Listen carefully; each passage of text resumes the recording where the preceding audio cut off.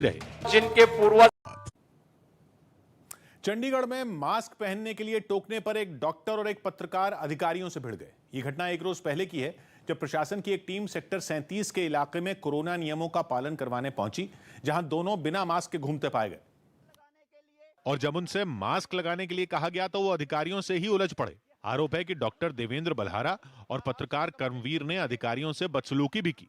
हंगामा बढ़ा तो वहां फौरन पुलिस पहुंच गई, लेकिन इसके बाद भी दोनों मास्क लगाने के लिए तैयार नहीं हुए। मास्क पहनने के लिए किसी को भी बाध्य नहीं कर सकते, ये मेघालय हाईकोर्ट का फैसला है। बीच सड़क पर दोनों काफी देर तक बहस करते रहे और जब पुलिस उन्हें अपने साथ ले जाने लगी तो दोनों मास्क नहीं लगाने की जिद पर अड़ गए। गोली भी मार दे पुलिस वाला, तेरे को गिरफ्तार करके 6 महीने भी रख ले, मंजूर है, लेकिन मास्क लगा के नहीं मरेंगे, सड़क के नहीं मरेंगे। इसके बाद दोनों को अधिकारियों से बदसलूकी और सरकारी काम में बाधा डालने के आरोप में गिरफ्तार कर लिया गया। तो ये 2-3 लोग वहाँ विदाउट मास्क के घूम रहे थे, इनको कहा कि आप मास्क लगाओ, तो उन्होंने उनके साथ बदतमीजी करी, मास्क नहीं लगाया। इस घटना के बाद दोनों के घरवाले थाने के बाहर जमा हो गए और पुलिस पर उन्हें गलत तरीके से गिरफ्तार करने का आरोप लगा दिया। उनको नॉन वेलेबल ऑफेंस के अंदर अरेस्ट किया गया है। That is not understandable thing. Chandigarh में कोरोना मरीजों की बढ़ती संख्या को देखते हुए प्रशासन ने शहर में सख्त पाबंदियां लगा दी हैं। सौभाग्य की बात है कि चंडीगढ़ में पिछले एक हफ्ते में कोरोना के मामले करीब 3 गुना बढ़ गए, जिनकी वजह से पुलिस और प्रशासन ने मास्क न लगाने और सोशल डिस्टेंसिंग की अनदेखी करने वालों पर सख्ती बढ़ा दी है, जिसमें एसडीएम की टीम ने खुद को शिक्षा विशेषज्ञ और काउंसलर बताने वाले देवेंद्र बल्हारा और हरियाणा की देसी भाषा में खबरों का यूट्यूब चैनल चलाने वाले पत्रकार का चालान काटा। तो आरोप है कि उन्होंने मास्क पहनने से इनकार कर दिया, जिन्हें सरकारी काम में बाधा डालने के आरोप में गिरफ्तार कर लिया गया। बड़ी खबर आई जम्मू कश्मीर से, जहां सुरक्षा बल के जवानों ने आतंकियों की कमर तोड़ते हुए 24 घंटों में 4 आतंकियों को मार गिराया। कुलगाम में लश्कर ए तैयबा और टीआरएफ के एक आतंकी ढेर हो गए, जबकि एक दिन पहले श्रीनगर के अलग अलग इलाकों में 2 दहशतगर्दों को मुठभेड़ में मारा गिराया गया। इनमें भी एक लश्कर ए तैयबा का खूंखार सलीम पर्रे, जबकि दूसरा उसका पाकिस्तानी साथी हाफिज था, जिसको ढूंढकर जवानों ने एनकाउंटर में ढेर कर दिया था। कुलगाम में तो आतंकियों ने घिरने पर ताबड़तोड़ फायरिंग शुरू कर दी, लेकिन थोड़ी ही देर में सुरक्षा बल के जामाजों ने उनको मौत की नींद सुला दिया। पुलिस के मुताबिक मुठभेड़ में जो आतंकी मारे गए वो कई हमलों में शामिल रहे थे। रिफत अब्दुल्ला हमारे साथ जुड़ रहे हैं। रिफत, और क्या पता चल रहा है? जी किशोर, पिछले 24 घंटे में कश्मीर घाटी में 4 मिलिटेंट मारे गए। कल दोपहर को 2 मिलिटेंट मारे गए थे श्रीनगर के शालीमार इलाके में, उसमें एक लश्कर का टॉप कमांडर भी शामिल था। लेकिन रात के दौरान कोऑर्डिनेट सर्च ऑपरेशन शुरू किया गया था कुलगाम के ओके गांव में, और वहां पे जो मुठभेड़ हुई रात भर चली और सुबह 2 मिलिटेंट मारे गए। तो कुल मिला के पिछले 24 घंटे में कश्मीर घाटी में 4 मिलिटेंट मारे गए हैं। यानी सेना और पुलिस के एक्शन से साफ है कि जम्मू कश्मीर में अब आतंकियों की खैर नहीं है। और इसी कड़ी में कुलगाम में लश्कर ए तैयबा और टीआरएफ के एक आतंकी मुठभेड़ में मारे गए, जबकि एक दिन पहले श्रीनगर के अलग अलग इलाकों में 2 दहशतगर्दों को ढेर कर दिया गया था। इनमें भी एक लश्कर ए तैयबा का खूंखार सलीम पर्रे, जबकि दूसरा उसका पाकिस्तानी साथी हाफिज था, जिसको ढूंढकर जवानों ने एनकाउंटर में ढेर कर दिया था। कुलगाम में तो आतंकियों ने घिरने पर ताबड़तोड़ फायरिंग शुरू कर दी, लेकिन थोड़ी ही देर में सुरक्षा बल के जांबाजों ने उनको मौत की नींद सुला दिया। मतलब जम्मू कश्मीर में आतंकियों की कमर तोड़ते हुए 24 घंटे में 4 आतंकियों को मार गिराया गया, जिनमें कुलगाम में हुई मुठभेड़ में मारे गए 2 आतंकी भी शामिल हैं, जिन्हें सुरक्षा बल के जवानों ने कुलगाम के एक गांव में घेर लिया और घंटों तक वहां ताबड़तोड़ गोलीबारी चलती रही, जिसकी वजह से पूरा इलाका दहल उठा। इससे पहले सुरक्षा बल को वहां आतंकियों के छिपे होने की खुफिया खबर मिली, जिसके बाद सुरक्षा बल के जवानों ने पूरे इलाके को घेर कर सर्च ऑपरेशन तेज कर दिया। खुद को घिरता देख आतंकियों ने फायरिंग शुरू कर दी और इसके बाद हुई मुठभेड़ में दोनों आतंकियों को ढेर कर दिया गया। पुलिस के मुताबिक इस मुठभेड़ में जो आतंकी मारे गए वो कई आतंकी हमलों में शामिल रहे थे। सौभाग्य की बात है कि सेना, पुलिस और अर्धसैनिक बल के जवानों के साथ आतंकियों की मुठभेड़ कुलगाम से शोपियां की तरफ जाने वाले रास्ते के किनारे एक गांव में हुई, जहां लश्कर ए तैयबा के एक पुराने आतंकी और उसके नए रंगरूट साथी को मार गिराया गया, जिनमें पुराना आतंकी शोपियां का रहने वाला बताया जा रहा है, जबकि हाल ही में लश्कर ए तैयबा से जुड़े दूसरे आतंकी की पहचान पुलवामा के युवक के तौर पर हुई है। स्कूलों में सूर्य नमस्कार कराने के मुद्दे पर संग्राम छिड़ गया। स्कूलों में सूर्य नमस्कार कराने की मुहिम का विरोध होने के बाद केंद्र सरकार ने किसी से जबरदस्ती सूर्य नमस्कार न करवाए जाने के निर्देश दिए। केंद्र सरकार ने आजादी के अमृत महोत्सव के मौके पर 1 जनवरी से 7 जनवरी के बीच सभी स्कूलों में सूर्य नमस्कार करवाने के निर्देश दिए थे, लेकिन all India Muslim personal law board और रजा अकेडमी जैसे संगठनों ने इसका विरोध शुरू कर दिया। इसके पीछे उन्होंने अपनी धार्मिक मान्यताओं की दलील दी। अल्लाह ताला के अलावा किसी की इबादत परस्तिश करना बिल्कुल हराम है। यही नहीं, कांग्रेस भी केंद्र सरकार की इस मुहिम के खिलाफ नजर आई। इस तरीके के जो भी प्रोग्राम हो वो रिलीजियस लीडर से पूछ के होने चाहिए। लेकिन मुस्लिम संगठनों के इस रुख के बाद बीजेपी और विश्व हिंदू परिषद ने उन्हें आड़े हाथ लेना शुरू कर दिया। सूर्य नमस्कार योग का भाग है, तो इसको धर्म से क्यों जोड़ा जा रहा है? पटना में जेडीयू दफ्तर को फिलहाल लोगों के लिए बंद कर दिया गया। साथ ही वहां काम करने वाले सभी कर्मचारियों के कोरोना टेस्ट भी करवाए गए। एक दिन पहले वहां पहुंचे कई लोगों के कोरोना पॉजिटिव मिलने के बाद एहतियातन ये कदम उठाया गया। पटना के जेडीयू कार्यालय में कई लोग कोरोना पॉजिटिव पाए गए हैं, जिसके बाद इस कार्यालय को बंद किया गया है। चीन में ग्वेजो प्रांत के एक अस्पताल में चल रहे कंस्ट्रक्शन के काम के दौरान जमीन खिसक गई, जिससे वहां 14 लोगों की मौत हो गई, जबकि कई लोग घायल हो गए। मध्य प्रदेश में शिवराज सरकार ने पिछली कमलनाथ सरकार के फैसले को पलट दिया। अब राज्य में फिर धर्मस्व और आनंद विभाग अलग अलग बना दिए गए। इन विभागों को शिवराज सरकार ने अपने पिछले कार्यकाल में शुरू किया था, लेकिन फिर 2018 में कमलनाथ सरकार ने धर्मस्व विभाग का नाम आध्यात्म विभाग कर दिया और इसी में आनंद विभाग को भी शामिल करने का फैसला लिया था। आनंद विभाग में लोगों को मानसिक, शारीरिक और भावनात्मक तौर पर खुश रखने के लिए काम किया जाता है।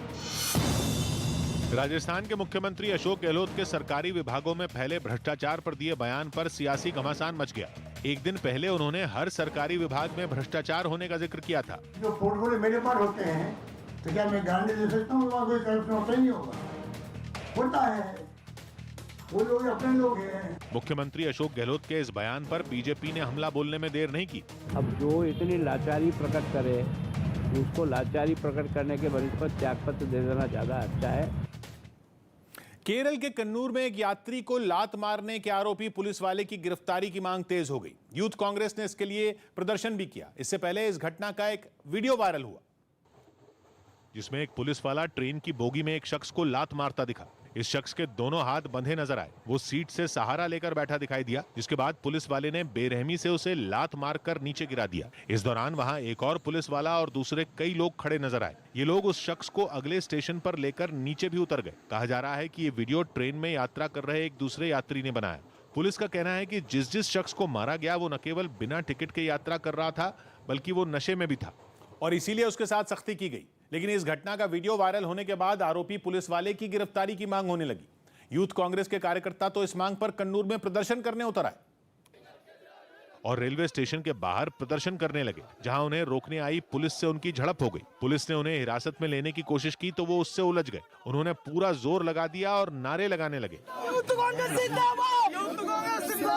नतीजा ये हुआ कि पुलिस वालों को उन्हें अपनी गाड़ी में बिठाने के लिए खूब पसीना बहाना पड़ा। इस बीच आरोपी पुलिस वाले के खिलाफ जांच शुरू हो गई। सौभाग्य की बात है कि मंगलुरु सेंट्रल से तिरुवनंतपुरम तक जाने वाली मावेली एक्सप्रेस ट्रेन में यह घटना हुई, जिसके बारे में पुलिस ने बताया कि बिना टिकट स्लीपर क्लास बोगी में घुसा एक युवक नशे में धुत था, जिससे परेशान होकर महिला यात्रियों ने ट्रेन में ड्यूटी कर रहे एएसआई से शिकायत की थी। हालांकि कन्नूर के पुलिस अफसरों ने भी माना कि एएसआई ने गलत किया और भरोसा दिया कि आरोपी एएसआई के खिलाफ कड़ी कार्रवाई की जाएगी। बहुत बड़ी खबर पंजाब से यार। सूत्रों के मुताबिक भगवंत मान पंजाब में आम आदमी पार्टी के मुख्यमंत्री पद के उम्मीदवार हो सकते हैं। बताया जा रहा है कि पार्टी ने उनके चेहरे पर ही राज्य में विधानसभा चुनाव लड़ने का मन बना लिया है और ऐलान के लिए सही समय का इंतजार है। सूत्रों के मुताबिक अरविंद केजरीवाल को कोरोना होने की वजह से इसकी घोषणा में कुछ दिन की देरी हो सकती है। भगवंत मान पंजाब में आम आदमी पार्टी का सबसे बड़ा चेहरा है, जो 2 बार संगरूर लोकसभा सीट जीत चुके हैं। उनका ये लोकसभा क्षेत्र वहां के मालवा इलाके में आता है, जहां राज्य की सबसे ज्यादा विधानसभा सीटें हैं। इसलिए ऐसी चर्चा है कि आम आदमी पार्टी ने भगवंत मान के चेहरे पर पंजाब चुनाव लड़ने का मन बना लिया है। सूत्रों के मुताबिक राज्य की संगरूर लोकसभा सीट से सांसद भगवंत मान मुख्यमंत्री पद के उम्मीदवार हो सकते हैं, जिसका ऐलान आम आदमी पार्टी जल्द कर सकती है। और अगर ऐसा हुआ तो आम आदमी पार्टी पंजाब में मुख्यमंत्री चेहरे की घोषणा करने वाली पहली पार्टी होगी। असल में भगवंत मान पंजाब में आम आदमी पार्टी का सबसे बड़ा चेहरा है, जो 2 बार संगरूर सीट से जीतकर लोकसभा पहुंचे और ये सीट राज्य के मालवा इलाके में आती है, जहां राज्य की 117 विधानसभा सीटों में सबसे ज्यादा 69 सीटें हैं। यही वजह है कि आम आदमी पार्टी मालवा इलाके में ज्यादा ताकत झोंक रही है और माना जा रहा है कि इसी वजह से पार्टी भगवंत मान के चेहरे को आगे कर चुनाव लड़ने का मन बना रही है। लेकिन पार्टी संयोजक अरविंद केजरीवाल के कोरोना की चपेट में आने की वजह से इसका ऐलान होने में कुछ दिन की देरी हो सकती है। बात की एक बात यह कि पंजाब की राजनीति में एक बात तो पक्की है कि जिसने मालवा जीता सत्ता उसी को मिलती है। पंजाब में आम आदमी पार्टी के सबसे परिचित चेहरे भगवंत मान मालवा से ही हैं, जिन्होंने मालवा इलाके की संगरूर लोकसभा सीट का चुनाव दूसरी बार भी 1 लाख से ज्यादा वोटों से जीता था। और 5 साल पहले पंजाब में आम आदमी पार्टी के जो 20 विधायक चुने गए थे, उनमें भी 5 तो संगरूर लोकसभा क्षेत्र के दायरे में आने वाली सीटों से ही थे। लिहाजा आम आदमी पार्टी की तरफ से उन्हें पंजाब में सीएम पद का चेहरा बनाए जाने की चर्चा तेज है। जर्मनी के मैग्डेबर्ग में सख्त कोरोना नियमों का विरोध कर रहे लोगों की पुलिस से झड़प हो गई। वहां पिछले 24 घंटों में 30,000 से ज्यादा नए कोरोना मरीज मिले हैं, जिसके बाद एक सरकारी पैनल ने और कड़ी पाबंदियां लागू करने की सिफारिश की। जिसकी खबर मिलते ही वहां बड़े पैमाने पर प्रदर्शन शुरू हो गए। मैग्डेबर्ग नाम के एक शहर में सैकड़ों की भीड़ सड़कों पर उतर आई और जमकर बवाल किया। प्रदर्शनकारियों को जब रोकने की कोशिश की गई तो वो पुलिस से ही भिड़ गए। सामने आई तस्वीरों में वहां पुलिस और प्रदर्शनकारियों के बीच धक्का मुक्की होती नजर आई। जवाब में पुलिस भी एक्शन में आ गई और हंगामा कर रहे लोगों को खदेड़ना शुरू कर दिया। कई लोग तो सड़क पर ही बैठ गए, जिन्हें घसीट कर हटाना पड़ा। हालांकि प्रदर्शनकारी भी अड़े रहे। बाद में पुलिस की और टीमें वहां भेजी गईं, जिन्होंने किसी तरह लोगों को वहां से दूर हटा दिया। बात की बात है कि जर्मनी में कोरोना के मरीज ही नहीं बल्कि महामारी से मरने वालों की संख्या भी बढ़ रही है और एक दिन पहले वहां हर घंटे 15 लोगों की मौत हुई, जिसके बाद वहां महामारी के लिए बनाए गए एक्सपर्ट पैनल की बैठक बुलाई गई, जो सरकार को सख्त कदम उठाने की सलाह दे सकती है। और उसी का विरोध करने के लिए जर्मनी के कई शहरों में लोग बवाल करने के लिए सड़क पर उतर आए, जिन्होंने रोके जाने पर पुलिस वालों पर बोतलें और आग के गोले फेंकने शुरू कर दिए। राजस्थान के सवाई माधोपुर में जम्वाई टीटी कॉलेज में के छात्रों ने प्रिंसिपल की गिरफ्तारी की मांग पर डीएम ऑफिस के बाहर हंगामा किया। प्रदर्शन कर रहे छात्रों ने कॉलेज के प्रिंसिपल पर फीस के नाम पर अवैध वसूली का आरोप लगाया और उनकी गिरफ्तारी की मांग करते हुए छात्र सड़क पर उतर आए। छात्रों ने डीएम ऑफिस के बाहर भी प्रदर्शन किया और जब पुलिस वालों ने उन्हें रोकने की कोशिश की तो वो उनसे भिड़ गए। कई छात्र पुलिस वालों से धक्का मुक्की करने लगे। इस बीच प्रदर्शन कर रहे कुछ छात्र डीएम ऑफिस में दाखिल होने की कोशिश करने लगे, जिसके बाद हालात संभालने के लिए पुलिस को हल्का लाठीचार्ज करना पड़ा। पुलिस की सख्ती के बाद वहां अफरा तफरी मच गई, जिसका फायदा उठाते हुए पुलिस वालों ने प्रदर्शनकारी छात्रों को पीछे धकेल दिया। इस हंगामे से पहले कॉलेज के छात्र डीएम ऑफिस के बाहर काफी देर तक नारेबाजी करते रहे। इस पूरे बवाल के बाद पुलिस ने हंगामा करने के आरोप में 6 छात्रों को हिरासत में ले लिया।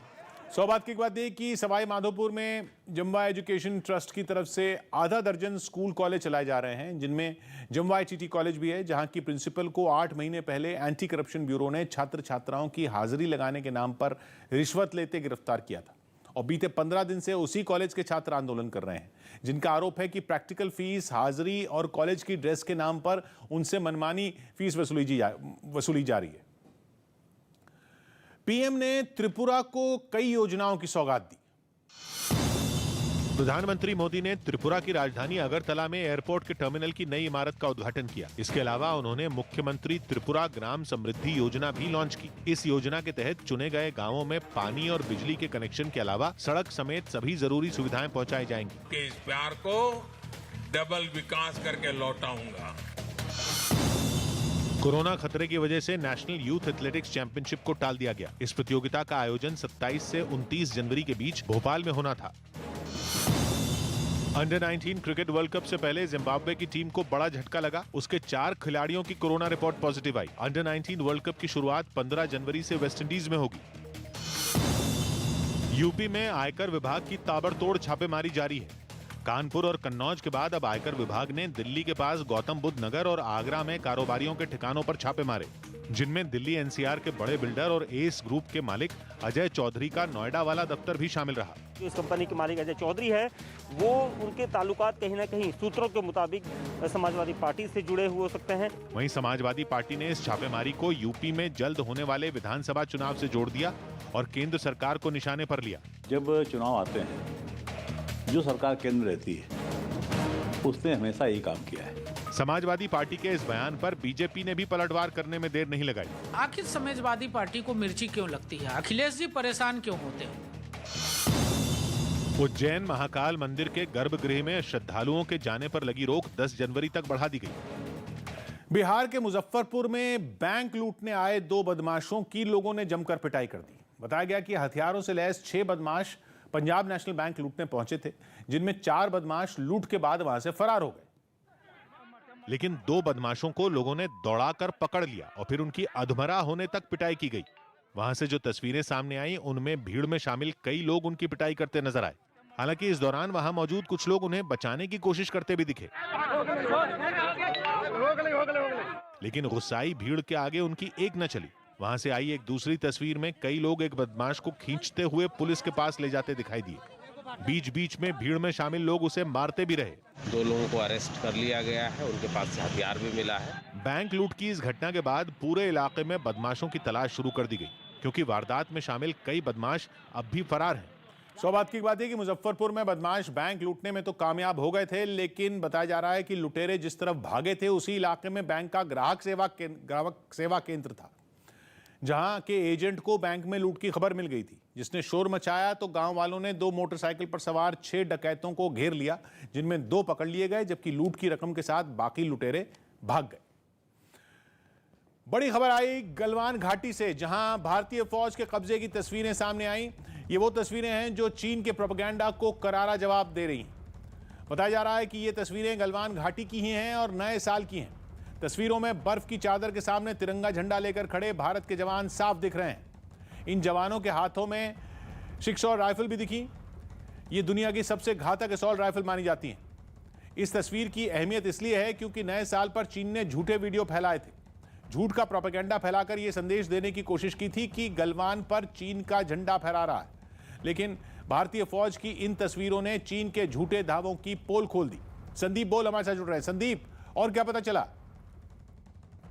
जी बिल्कुल किशोर, देखिए जिस तरीके की चीन लगातार अपने इंफॉर्मेशन वॉरफेयर के जरिए प्रोपेगेंडा फैलाना शुरू करता है, उसी का एक नतीजा था कि गलवान में जिस तरीके से 1 जनवरी को चीन की तरफ से एक वीडियो जारी होता है, उनके नेटवर्किंग साइट्स पे वीडियो आता है और उसमें यह कहा जाता है कि ये झंडा जो है वहां पे गलवान में उनके सैनिकों ने फहराया, लेकिन अगर जानकारों की माने तो वो जगह उस तरीके का झंडा उस वक्त कोई फहराया ही नहीं गया था। लेकिन अगर हम लोग बात करें जो तस्वीरें हम लोगों को मिली है सुरक्षा सूत्रों की तरफ से, वो तस्वीरें साफ बयां कर रही है कि किस तरीके से भारतीय सेना की मजबूती गलवान में है।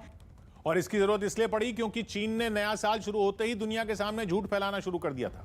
चीन इस तरह के प्रोपेगेंडा वीडियो पहले भी बनाता रहा है और इस तरह के वीडियो बनाकर उसने ये झूठ फैलाया कि गलवान की जमीन पर चीन का झंडा लहरा रहा है। ये कोशिश इसलिए थी ताकि भारतीय फौज को उकसाया जा सके या फिर दबाव बनाया जा सके, लेकिन हुआ इसके बिल्कुल उलट। भारतीय फौज ने इस बार चीन की शरारत का जवाब संयम के साथ दिया और भारतीय जवानों की एक फोटो सामने आ गई जिसमें दूध का दूध पानी का पानी हो गया। तस्वीर में भारत के सैनिक गलवान घाटी में बिछी बर्फ की चादर पर तिरंगे झंडे के साथ खड़े दिखे।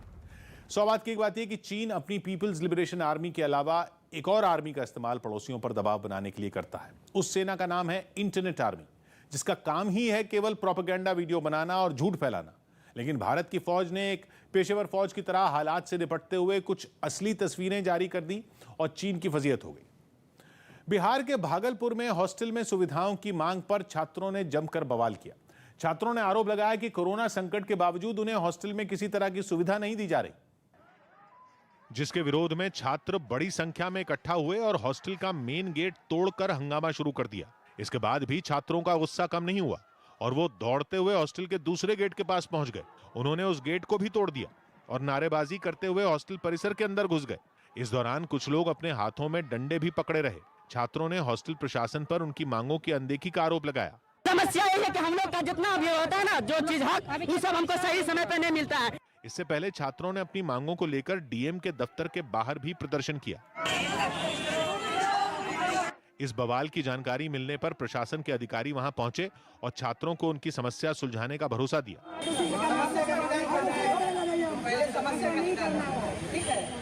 हालांकि हंगामा कर रहे छात्र काफी देर तक डीएम से मिलने की मांग पर अड़े रहे।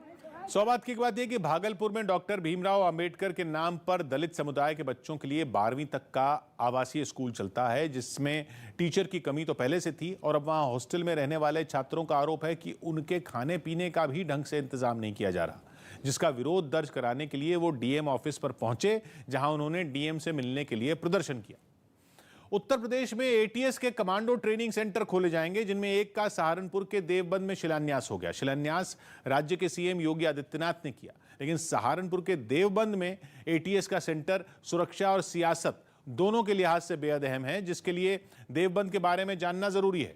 असल में देवबंद की पहचान दारुल उलूम की वजह से है, जो केवल उत्तर प्रदेश में नहीं बल्कि पूरे दक्षिण एशिया में कुरान की शिक्षा के बहुत बड़े गढ़ के तौर पर होती है। देवबंद में 100 से ज्यादा छोटे बड़े मदरसे हैं। इनमें ज्यादातर के अपने छात्रावास हैं और छात्रों की गिनती हजारों में है। कुरान को पढ़ाने के लिए आसपास के कई मुल्कों के युवक दशकों से देवबंद आते रहे हैं, लेकिन सहारनपुर और आसपास के कई बीजेपी नेता पिछले कुछ साल में देवबंद का आतंकी कनेक्शन होने की बात कहते रहे। हालांकि अभी तक किसी भी जांच एजेंसी को कभी भी दारुल उलूम का कोई टेरर कनेक्शन नहीं मिला, लेकिन अलग अलग आतंकी घटनाओं में आरोपियों का कनेक्शन दारुल उलूम से होने की बात सामने आती रही। पिछले कुछ वर्षों में ऐसे कई आतंकी केवल भारत में नहीं दुनिया भर में गिरफ्तार हुए, जिन्होंने देवबंद के दारुल उलूम से ही तालीम हासिल की थी। यही वजह है कि एनआईए और एटीएस जैसी एजेंसियों के अलावा देश की खुफिया एजेंसियां भी देवबंद पर हमेशा पैनी नजर रखती हैं। 2019 में जैश ए मोहम्मद के कुछ आतंकियों को यूपी एटीएस ने गिरफ्तार किया था, जिनका ताल्लुक इसी मदरसे से था और उन्हें पुलवामा में सीआरपीएफ की बस पर हमले की पहले से खबर थी। पहले दिसंबर 2018 में एक साथ 13 संदिग्ध आतंकियों को गिरफ्तार किया गया था और सभी की शिक्षा देवबंद में हुई थी। इंडियन मुजाहिदीन के एक आतंकी एजाज शेख ने एक बार एजेंसियों को पूछताछ में बताया था कि उसके तीन साथी देवबंद में छात्र बनकर रह रहे हैं। 2019 में अफगानिस्तान में एयर स्ट्राइक में अलकायदा सरगना आसिम उमर की भी पढ़ाई देवबंद में ही होने की बात सामने आई थी, लेकिन कट्टरपंथी विचारधारा के लिए पहचान रखने वाले देवबंद पर ऐसी खबरों का कभी कोई बड़ा असर नहीं हुआ।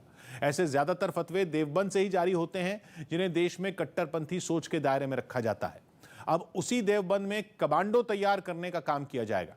मतलब यह कि कट्टरपंथी सोच के गढ़ देवबंद में अब कमांडो तैयार करने की योजना है। 2000 वर्ग मीटर जमीन इस कमांडो ट्रेनिंग सेंटर के लिए रखी गई है, जहां इसे बनाने का काम शिलान्यास के साथ ही शुरू हो गया। सहारनपुर का देवबंद यूपी में ऐसी जगह पर है जहां से उत्तराखंड और हरियाणा दोनों राज्यों की सीमा पास है। सुरक्षा के लिहाज से यहां पर एटीएस का कमांडो ट्रेनिंग सेंटर बेहद अहम साबित होगा, जहां न केवल कमांडो तैयार किए जाएंगे बल्कि 56 कमांडो हमेशा तैनात रहेंगे, जो आसपास होने वाली किसी भी मुसीबत से भिड़ने के लिए तैयार रहेंगे। देवबंद समेत यूपी के 12 ऐसे शहर हैं जहां इसी तरह से एटीएस के कमांडो से ट्रेनिंग सेंटर खोले जाएंगे, लेकिन इनमें सबसे पहले शिलान्यास देवबंद का ही किया गया है। जिन शहरों में ये सेंटर खोले जाएंगे उनमें ग्रेटर नोएडा, बहराइच, आजमगढ़, अलीगढ़, श्रावस्ती, मेरठ, मिर्जापुर, कानपुर, वाराणसी और झांसी शामिल हैं। लेकिन चुनाव से ठीक पहले देवबंद में कमांडो ट्रेनिंग सेंटर का सियासी मतलब भी है। मतलब यह कि केवल सहारनपुर ही नहीं बल्कि पूरे पश्चिमी उत्तर प्रदेश में आतंकवाद के खिलाफ राज्य सरकार की कठोर तैयारी का संदेश देना। योगी आदित्यनाथ के भाषण से भी ऐसे ही संकेत मिला। सौगात की बात यह कि मुंबई पर 26/11 के आतंकी हमलों के बाद एनएसजी यानी नेशनल सिक्योरिटी गार्ड के रीजनल सेंटर देश के अलग अलग हिस्सों में खोलने की जरूरत मानी गई थी और बिल्कुल उसी तर्ज पर अब यूपी में एटीएस का नेटवर्क तैयार किया जा रहा है, जिसका दफ्तर अभी सिर्फ लखनऊ में है, जहां से आतंकी हमला होने या फिर आतंकियों के नेटवर्क का पता चलने पर कार्रवाई करने के लिए दूर दराज के इलाकों तक पहुंचने में काफी समय बर्बाद होता है। नोवाक जोकोविच ऑस्ट्रेलियन ओपन में खेलेंगे। सर्बिया के टेनिस खिलाड़ी नोवाक जोकोविच ऑस्ट्रेलियन ओपन में खेलने को राजी हो गए। इस बात की जानकारी उन्होंने सोशल मीडिया के जरिए दी। ऑस्ट्रेलिया के मेलबर्न में आने वाले को ये बताना होता है कि उसने कोरोना वैक्सीन लगवाई है या नहीं, लेकिन यही बात जोकोविच नहीं बताना चाहते थे और इस कोरोना नियम की वजह से प्रतियोगिता में खेलने से इनकार कर रहे थे। हालांकि अब जोकोविच का कहना है कि उन्हें इस नियम से छूट मिल गई है और वो खेलने के लिए तैयार है। केंद्रीय राज्य मंत्री शांतनु ठाकुर ने पश्चिम बंगाल बीजेपी का व्हाट्सएप ग्रुप छोड़ दिया। हालांकि उन्होंने बताया कि वो पार्टी के दूसरे सोशल मीडिया ग्रुपों से जुड़े हुए हैं, लेकिन इस कदम के बाद राज्य में कई तरह की राजनीतिक अटकलें भी शुरू हो गईं। बीजेपी अध्यक्ष जेपी नड्डा ने हैदराबाद में एक मार्च निकाला। पार्टी ने तेलंगाना बीजेपी अध्यक्ष और सांसद बी संजय कुमार की गिरफ्तारी के विरोध में ये मार्च किया। उन्हें एक दिन पहले कोरोना नियम तोड़ने के आरोप में गिरफ्तार किया गया था। हम ये धर्म की लड़ाई लड़ेंगे और प्रजातांत्रिक तरीके से लड़ेंगे। खबर है कि अब सेबी शेयर बाजार के नियमों को तोड़ने पर व्हाट्सएप और टेलीग्राम जैसे ऐप के जरिए भी नोटिस और समन्स भेजेगा। बुलीबाई नाम के ऐप से जुड़े केस में गिरफ्तार एक आरोपी को मुंबई की बांद्रा कोर्ट ने 10 दिन की पुलिस हिरासत में भेज दिया। 21 साल के आरोपी विशाल कुमार को मुंबई पुलिस की साइबर यूनिट ने बेंगलुरु से गिरफ्तार किया था। जिस पर ऐप के जरिए मुस्लिम समुदाय की महिलाओं की तस्वीर का इस्तेमाल कर उनकी बोली लगाने का आरोप है। बताया गया कि मुंबई पुलिस ने इस केस की मुख्य आरोपी श्वेता नाम की लड़की को भी उत्तराखंड के रुद्रपुर से हिरासत में ले लिया। मेरी फ्रेंड ने मुझे व्हाट्सएप किया, तब मुझे पता चला कि इस बार मेरा भी नाम आया है along with 100+ other Muslim women. खबर है कि इस ऐप को कुछ वक्त पहले बंद हो चुके सुली डील ऐप की तर्ज पर बनाया गया, जिसमें अलग अलग सोशल मीडिया प्लेटफॉर्म से मुस्लिम महिलाओं की तस्वीरों को चुराकर उनकी नीलामी की बात कही गई। महाराष्ट्र सरकार में मंत्री नवाब मलिक ने इस मामले में कड़ी कार्रवाई का भरोसा दिया। निश्चित रूप से मामला गंभीर है, गंभीरता से पुलिस उसकी जांच कर रही है। 23 राज्यों में ओमिक्रॉन की दस्तक और कोरोना के तेजी से बढ़ रहे मामलों के बाद भी देश के कई शहरों में लोग कोरोना नियमों की अनदेखी करने से बाज नहीं आ रहे। ऐसे हालात तब हैं जब राज्यों में पाबंदियां सख्त होती जा रही हैं। लेकिन इसके बावजूद अलग अलग शहरों से हैरान करने वाली तस्वीरें सामने आई। मुंबई की दादर सब्जी मंडी में तो सैकड़ों लोगों की भीड़ जुट गई, जिनके बीच न तो जरूरी दूरी रही और न ही कोरोना नियमों को मानने का डर। मैं आपको यहाँ की तस्वीरें दिखाना चाहूंगी। आप देख सकते हैं किस तरीके से जो लोग हैं वो सारे कोरोना के नियम कानून की जो है वो धज्जियां उड़ाते जा रहे हैं। कुछ ऐसी ही तस्वीर कोलकाता के गरियाहाट इलाके से भी सामने आई। वहां लोग बाजार में बिना मास्क के घूमते रहे, जबकि पुलिस लगातार लोगों से मास्क पहनने की अपील करती रही। कमोबेश कुछ ऐसे ही हालात दिल्ली की ओखला सब्जी मंडी में भी रहे, जहां खरीदारी के लिए जुटी भारी भीड़ ने कोरोना के सारे नियमों को ताक पर रख दिया। सौभाग्य की बात है कि एक दिन पहले देश में महामारी की चपेट में आने वाले 60% नए मरीज महाराष्ट्र, पश्चिम बंगाल और दिल्ली के ही थे, लेकिन वहीं पर लापरवाहों की भीड़ भी सबसे ज्यादा है, जिन्हें 2 साल में ये बात समझ में नहीं आई कि कोरोना वायरस से सिर्फ मास्क और सोशल डिस्टेंसिंग का नियम ही बचा सकता है। लेकिन खुद समझदारी दिखाना तो दूर, बहुत से लोग तो लाउड स्पीकर पर बताई जा रही नसीहत भी सुनने के लिए तैयार नहीं है। शार्दुल ठाकुर की शानदार गेंदबाजी ने दक्षिण अफ्रीका के खिलाफ दूसरे टेस्ट में टीम इंडिया की वापसी करवा दी। जोहानिसबर्ग में खेले जा रहे दूसरे टेस्ट की पहली पारी में शार्दुल ठाकुर अकेले ही दक्षिण अफ्रीकी टीम पर भारी पड़ गए। उन्होंने केवल 61 रन खर्च किए और 7 खिलाड़ियों को पवेलियन भेजा। उनके 7 विकेट की मदद से ही टीम इंडिया ने दक्षिण अफ्रीका को पहली पारी में 229 रनों पर समेट दिया। हालांकि दक्षिण अफ्रीका की टीम 27 रनों की मामूली बढ़त हासिल करने में कामयाब हो गई। पहली पारी में टीम इंडिया केवल 202 रन के स्कोर पर ही ढेर हो गई थी। दूसरे दिन का खेल खत्म होने तक टीम इंडिया ने 2 विकेट के नुकसान पर 85 रन बना लिए।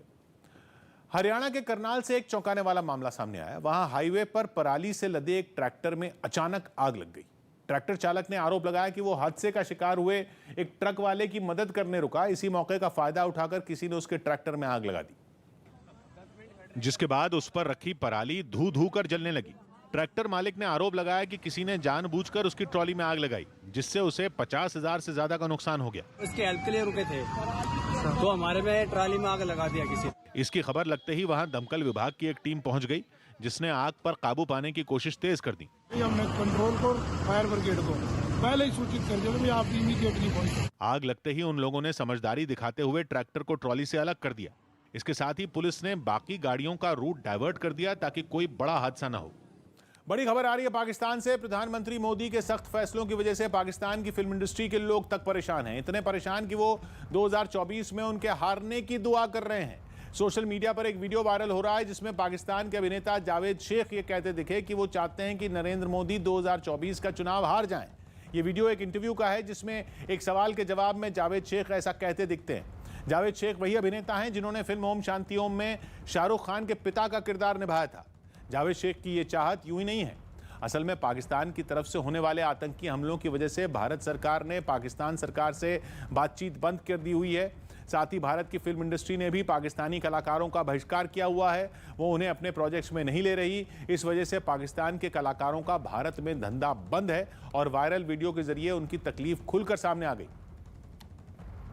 पाकिस्तान और इंडिया के जो ताल्लुकात हैं, ये कब बहाल आपको आपके नजदीक होते हुए दिख रहे हैं?